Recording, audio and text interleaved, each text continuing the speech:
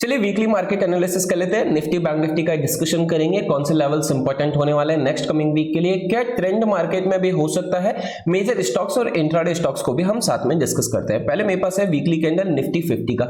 यहां पर जो अभी का वीक का करंट कैंडल आप देख रहे होंगे, कहीं ना कहीं आपको दिख रहा होगा 16,850 से एक रिजेक्शन, मैंने आपको बोला था 16,850 से एक रिजेक्शन मिला।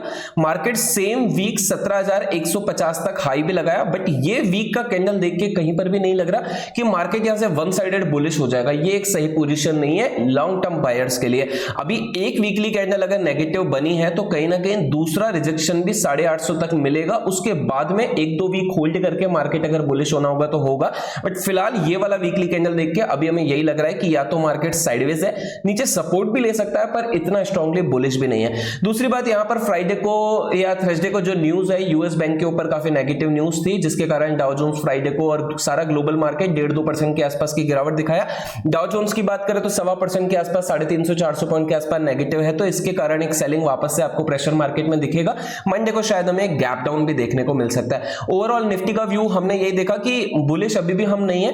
जब लास्ट फरवरी की स्टार्टिंग में, अभी तो मार्च भी 20 दिन निकल गए हैं, बट फरवरी की स्टार्टिंग में मैंने आपको बोल दिया था मार्केट थोड़ा थोड़ा गिरता ही रहेगा या फिर साइडवेज रहेगा, आपको एक बुलिश मोमेंटम मार्केट में नहीं दिखाई देगी।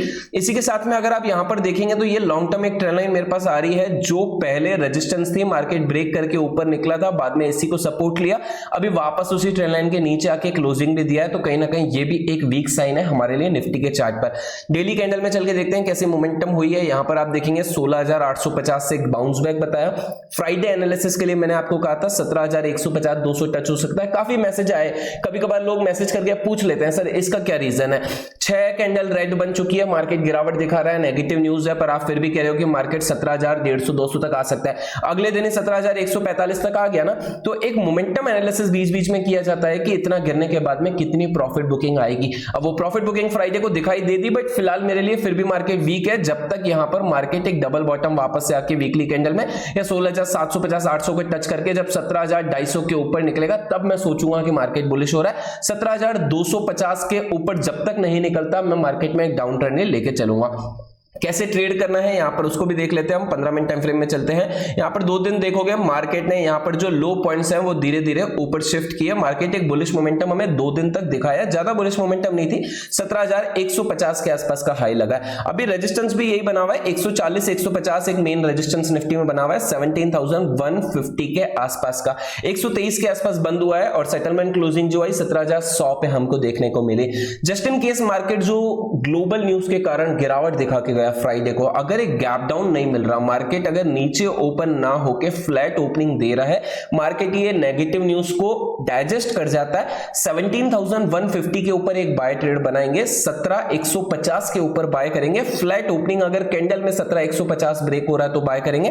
17,200 और 17,250 तक के टारगेट के लिए अगेन 250 के आसपास रेजिस्टेंस देख के वो हमारा बाय ट्रेड वहां पर ओवर हो जाना चाहिए। इससे बड़ा मोमेंटम हमें यहां पर नहीं लग रहा है। 250 तक भी शायद ये नहीं जाए, 17,230-35 के आसपास से रिजेक्ट करके वापस नीचे गिरने की कोशिश करेगा, तो बाय करते भी हैं। फ्लैट ओपनिंग 17,150 क्रॉस करता है तभी बाय करेंगे।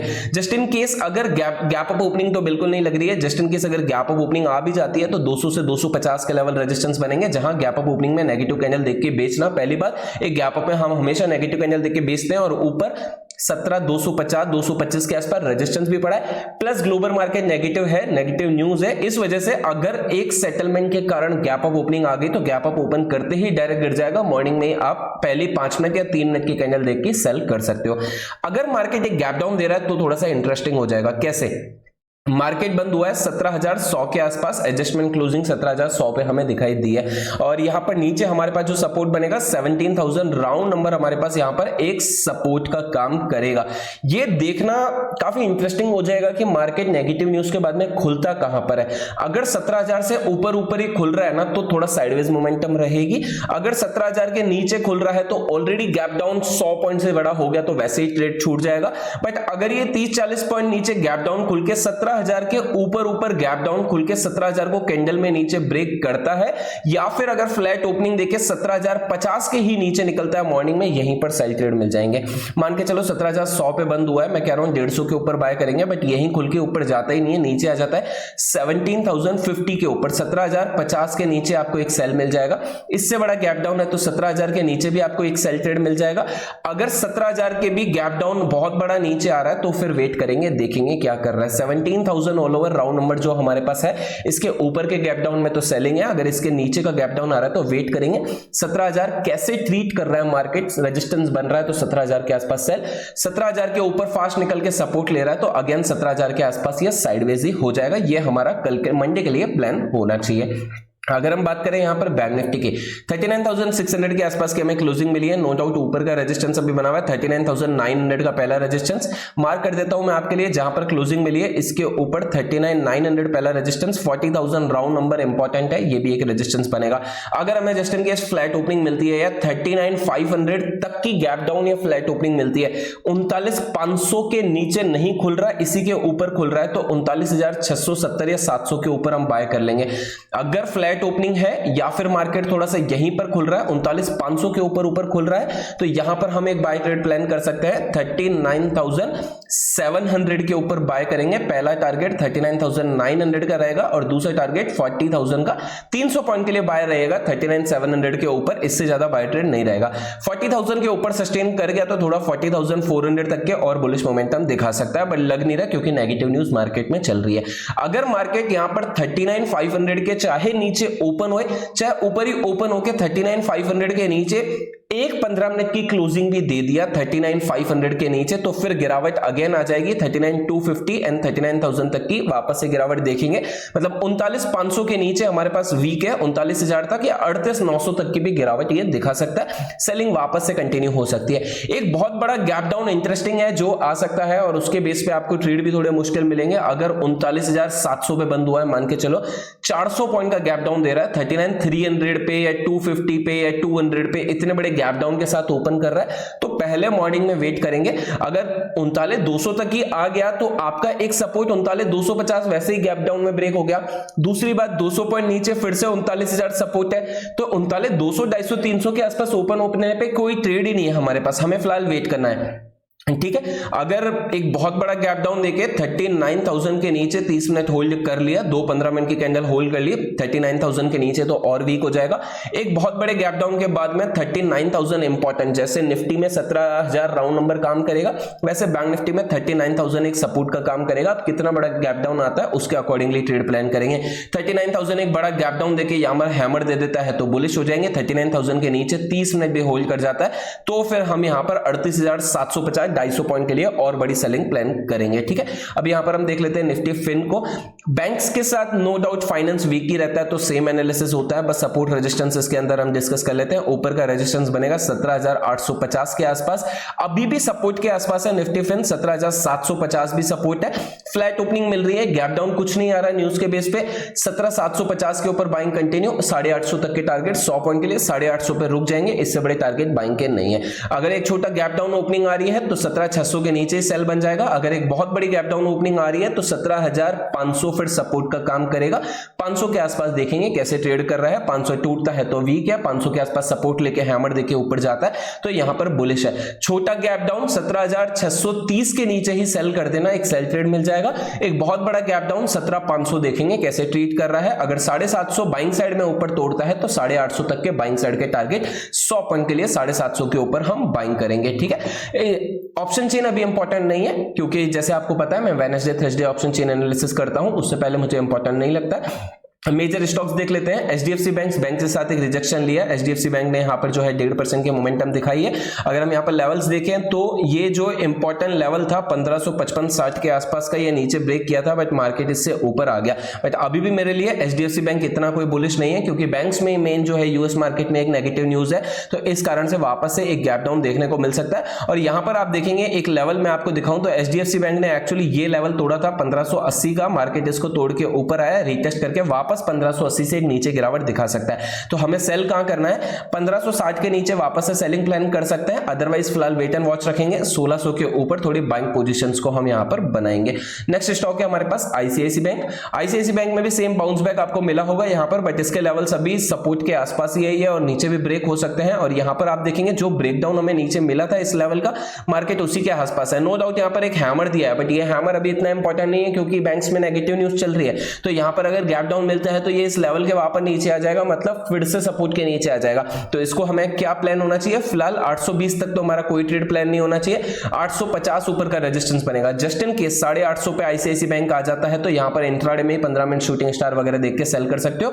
850 से 820 कोई बड़ा ट्रेड जोन है, 30 पॉइंट का जो है यहां पर, इसके बीच में कोई खास ट्रेड नहीं मिलेंगे। 850 के ऊपर बाइंग सोचेंगे या फिर 820 के नीचे हम यहां पर सेलिंग सोचेंगे।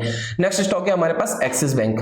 कोई बड़ी मोमेंटम नहीं है, 1% का बुलिश मोमेंटम आया, बट यहां पर सपोर्ट लेता हुआ नो डाउट दिखाई दे रहा है। और यहां पर एक्सिस बैंक अगर ये 845 के ऊपर निकला है, जैसा मैंने आपको लास्ट वीडियो में भी बताया था, अभी ब्रेक नहीं हुआ है, 845 के ऊपर ये थोड़ा सा बुलिश हो जाएगा। 845 के ऊपर आपको एक मोमेंटम 855 तक की इंट्राडे में 10 पॉइंट की आपको इसके अंदर एक मोमेंटम कैप्चर करने के लिए मिल जाएगी। बट 845 के ऊपर आपको एक पोजिशनल व्यू में इसको लेके चलना चाहिए और 875 तक के टारगेट के लिए आप इसको स्विंग ट्रेडिंग के लिए भी बाय कर सकते हो।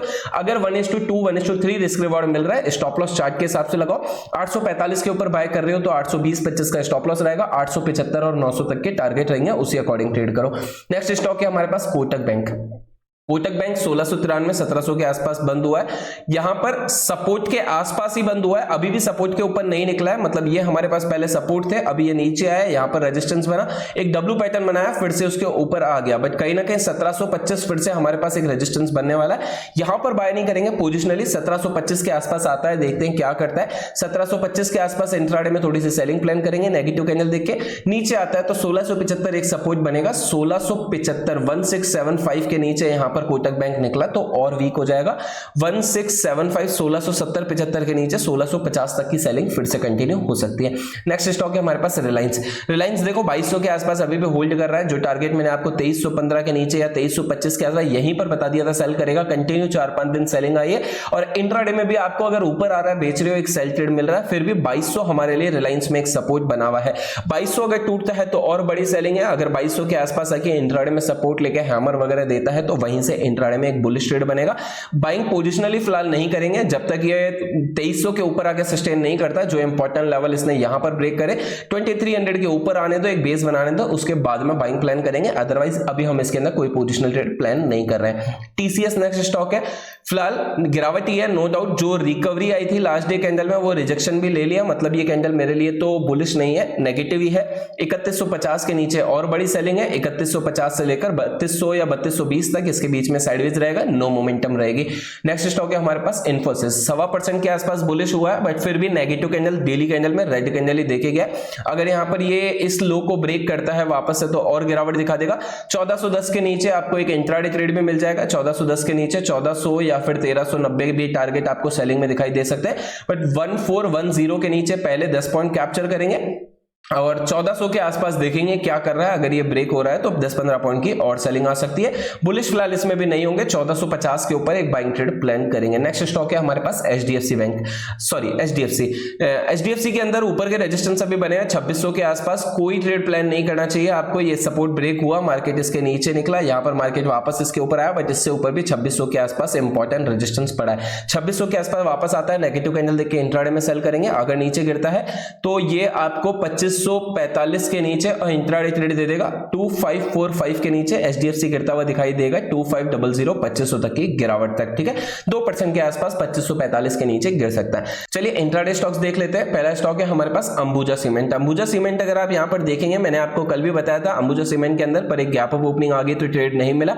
अभी अंबुजा सीमेंट में यहां पर आप देखोगे एक पैटर्न बना, ये पैटर्न यहां पर ये बाउंस बैक किया, अभी ये वापस यहां से बुलिश होने की कोशिश कर रहा है। बट कहीं ना कहीं आप देखोगे ये छोटी सी ट्रेंड लाइन थी जिसके ऊपर गया, रीटेस्ट किया, यहां से वापस बुलिश हो सकता है। तो जो फ्राइडे का हाई था इसके ऊपर हम एक बाइंग पोजीशन बना सकते हैं अंबुजा सीमेंट में। 387 के ऊपर हम इसको बाय कर सकते हैं 394 तक के टारगेट के लिए। 394 टूटा तो 400 तक अभी भी मुझे लग रहा है एक मोमेंटम इसके अंदर पेंडिंग है बाइंग साइड का। नेक्स्ट स्टॉक है हमारे पास एसआरएफ अगर आप देखेंगे तो 3-4 दिन कंटिन्यू एक रेजिस्टेंस बनाया, ये रेजिस्टेंस ऊपर ब्रेक होता है तो यहां तक की मोमेंटम आएगी, इससे बड़ी प्लान नहीं करेंगे। कहां पर हमें ट्रेड करना चाहिए यहां पर एसआरएफ को, तो आप देखेंगे यहां पर ये लेवल 2332 2332 अगर टूटता है 2332 के ऊपर हम इसको इंट्राडे में बाय कर सकते हैं और हमारा मिनिमम टारगेट होना चाहिए 2350 का। 2332 के ऊपर टारगेट 2350 तक का इंट्राडे टारगेट हम इसके अंदर प्लान कर सकते हैं। सेलिंग अगर इसके अंदर आनी होगी तो फिलहाल मुझे नहीं लग रही है, सेल ट्रेड हम फिलहाल इंट्राडे ट्रेड प्लान कर रहे हैं तो 2332 के ऊपर कैंडल में निकलता है तो बाइंग कर सकते हैं आधे % का स्टॉप लॉस लगा के। नेक्स्ट स्टॉक है हमारे पास अदानी पोर्ट्स। अदानी पोर्ट्स आप देखेंगे होल्ड कर रहा है, मार्केट जो है गिरावट दिखा है फिर भी ये ऊपर के लेवल पर होल्ड कर गया। हालांकि अगर मार्केट वीक हुआ, गैप डाउन अगर मंडे को देखने को मिला तो अदानी वैसे ही वीक हो जाएगा क्योंकि ये वॉलेटाइल स्टॉक है और न्यूज के बेस पे नेगेटिव ही चलता है तो यहां पर इसमें गिरावट दिखाई दे जाएगी। बट अगर मार्केट न्यूज को डाइजेस्ट करके यहां पर साइडवेज हो गया या यहीं पर फ्लैट ओपनिंग आती है 2 दिन के हाई के ऊपर आपको एक बाय ट्रेड मिलेगा यहां तक के टारगेट के लिए। कौन से लेवल्स पे आपको इसको ट्रेड करना है, 393 के ऊपर बाय करेंगे, पहला टारगेट 702 का, दूसरा टारगेट 710 का। 393 के ऊपर अदानी पुट को आप बाय कर सकते हो, टारगेट पहला रहेगा 702, दूसरा टारगेट 710 का। बट अगर नीचे की तरफ गिरावट दिखाता है तो ये सेलिंग कंटिन्यू हो जाएगी। 650 के नीचे अदानी पुट एक व्यू दे देता हूं, काफी बेरिश हो जाएगा। 645-50 के नीचे अगर फ्लैट ओपनिंग देके यहां पर फ्राइडे का लो भी ब्रेक करता है तो एक इंट्राडे सेल ट्रेड मिल जाएगा आपको। 670 के नीचे 650 तक की गिरावट इंट्राडे में भी आ सकती है और 650 टूटा तो और वीक हो जाएगा। नेक्स्ट स्टॉक है हमारे पास एसबीआई। अभी एसबीआई एक स्टॉक है जिसके अंदर मैं बैंक साइड में बाइंग साइड में जाना प्रेफर करूंगा। बैंक्स के अंदर भी बाइंग साइड में, क्यों? क्योंकि यहां पर ट्रिपल बॉटम बनता हुआ दिखाई दे रहा है। एक बॉटम लगा, दूसरा बॉटम लगा, तीसरा बॉटम लगा और यहां पर यह हमें एक प्रॉपर बेस दे रहा है। 4 दिन का हाई लमसम सेम है, इसके ऊपर बाय करेंगे तो एक टारगेट हमें 540 तक के देखने को मिल सकते हैं। कहां पर बाय करना चाहिए हमको, अगर ये इंट्राडे में 533 को क्रॉस करता है तो यहां पर 540 तक की मोमेंटम, आपको 7 पॉइंट के मोमेंटम 500 रुपए एसबीआई के स्टॉक में जो कि 1.25% हो जाती है, ये देखने को मिल सकती है। नीचे साइड सेलिंग 520 के नीचे एसबीआई भी वीक हो जाएगा। 515 और 510 तक की सेलिंग आप इसके अंदर प्लान कर सकते हो। पर मेन ट्रेड हमारा अगर बैंक्स बुलिश होते हैं तो 532-33 के ऊपर एसबीआई हमें एक बाय ट्रेड दे सकता है। आई होप आपको लेवल समझ में आ गए होंगे। मंडे क्या ओपनिंग रहती है वो डिसाइड होगी। अगर गैप डाउन बड़ा आ गया तो साइडवेज हो जाएगा, छोटा गैप डाउन मार्केट में सेलिंग को कंटिन्यू करेगा और फ्लैट ओपनिंग मिल जाती है तो शायद मार्केट एक और छोटा सा अप मूव आपको अपसाइड दिखा दे। Thank you.